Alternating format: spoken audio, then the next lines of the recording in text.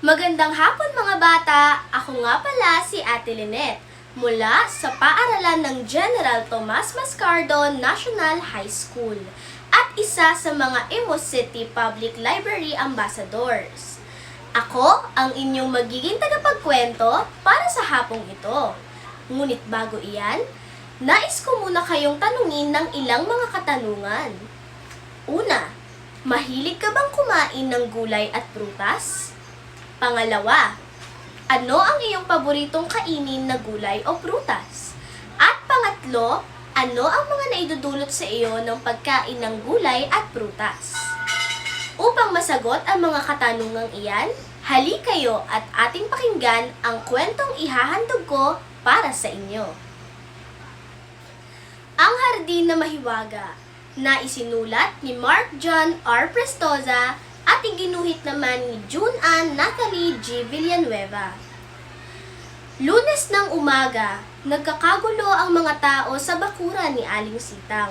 Walang tigil ang pagsasalita at pagsisigaw ng mga kabarangay na pagbuksan sila ni Aling Sitang upang makapasok sila sa kanyang bakuran. Palaging ganito ang kaganapan bawat araw sa bakuran ni Aling Sitang. Magkakapit-bahay kami nila Aling Sitang. 2 bahay lamang ang pagitan ng aming tahanan sa kanyang bakuran. Araw-araw na may mga nakapilang tao sa harap ng kanilang bahay. Bit-bit ang kanilang mga bayong na gawa sa hinabing dahon ng niyog, na siya ring ginagamit ni nanay sa pamimili sa aming bayan. Aling Sitang, kami ay inyo pong pagbuksan upang kami ay makapasok sa mahiwaga mong bakuran. Ang sigaw ni Mang Mando na isang mambubukid. Dumungaw naman si Aling Sitang sa bintana. Buksan ninyo ang kawayan nang kayo ay makapasok sa aking bakuran. Ang tugon ni Aling Sitang. Binuksan naman ito ni Mang Mando upang sila ay tuluyang pumasok.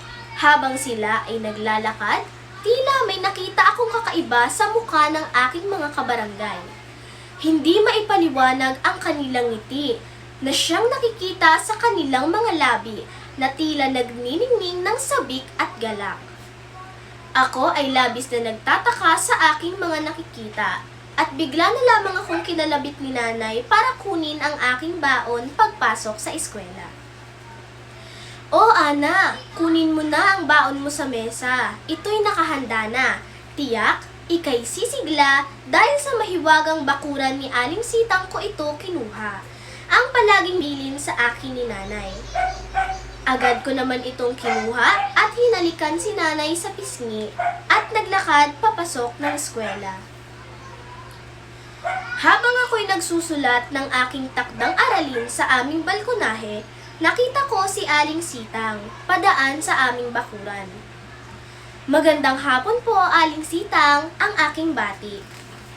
"Oo, Ana, magandang hapon din, anak. Magaling at masipag na bata, palaging nagbabasa at gumagawa ng kanyang takdang aralin," ang tugon ni Aling Sitang. Lumabas ako sa aming bakuran at nilapitan si Aling Sitang. Nakita ko na hawak niya ang isang timbang punong-puno ng itim na lupa. "Aling Sitang, ano po ang inyong hawak?" tanong ko. Ito ba anak? Ito ay lupa na mula sa mga tuyong dahon at balat ng mga prutas o mas kilala sa tawag na ganagan o fertilizer ng mga mambubukid. Isa itong pampasustansya sa aking bakuran, ang sagot niya. "Aling Sitang, ano po ba ang hiwagang nakatago sa inyong bakuran? At bawat araw, maingay ang ating mga kabarangay sa harap ng iyong bakuran tuwing umaga." Tanong ulit ni Ana. "Gusto mo makita, anak? Halika at ipapasyal kita," sabi ni Aling Sitang. Habang kami ay naglalakad patungo sa bakuran ni Aling Sitang, ako'y nananabik na makita ang mahiwagang bakuran na sinasabi ng mga tao sa aming barangay. Totoong mahiwaga ang bakurang ito dahil matataba ang mga pananim dito. Ang kanyang lumalambiting mahahaba at matatabang ampalaya na nakapulupot sa isang sanga ng kawayan. Ang nagkukulay dalandan na hinog na papaya, berdeng-berdeng sili, pechay at mga sitaw na kasing haba ng isang latigo. Palagi ako ipinagluluto ni nanay ng merienda pagpasok sa eskwela. At sa oras na ng merienda, ako'y nagtataka kung ano ang mayroon sa bakurang ni Aling Sitang. At palagi nila itong tinatawag na mahiwaga. Pag uwi ko galing eskwela, nadadaanan ko ang bahay nila Aling Sitang. At palagi sa oras na iyon, nakikita kong nakasara na ang bakuran ni Aling Sitang. Kaya hindi ko man lang masulyapan kung anong hiwaga ang nakatago sa kanyang bakuran. Sa aming pagpasok, tila ng lamig ang aking pakiramdam na sinabayan pa ng isang malamig na ihip ng hangin. Nakita ko ang isang luntiang hardin ni Aling Sitang na may iba't ibang kulay at anyo ng mga prutas at gulay. Mabibilog at malulusog na pakwan, kalabasa at rambutan at marami pang iba't ibang uri ng gulay at prutas na parang lahat ito ay matatagpuan sa awiting Bahay Kubo. Nasaksihan ng aking dalawang mata ang tunay na hiwaga ng bakuran ni Aling Sitang. Talaga namang matatawag itong mahiwaga dahil dala nito'y karangalan sa aming munting barangay. Sa susunod na linggo, bibigyan ng parangal ang aming munting barangay dahil sa mahiwagang bakuran ni Aling Sitang na siyang modelo ng masusustansyang bayan sa aming lalawigan. At diyan nagtatapos ang kwento ng mahiwagang hardin. Ang pagkain ng gulay at prutas ay may napakagandang epekto sa ating katawan. Ito ay nagbibigay ng iba't ibang sustansya, dahilan kung bakit lumulusog ang ating mga katawan. Tulad na lamang ni Ana na may taglay na katalinuhan at kasipagan.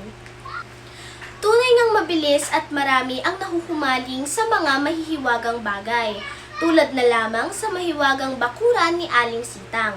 Subalit, hindi dapat palaging masilaw sa mga mahihiwaga, sapagkat minsan, ang ningning ay madaya at hindi totoo.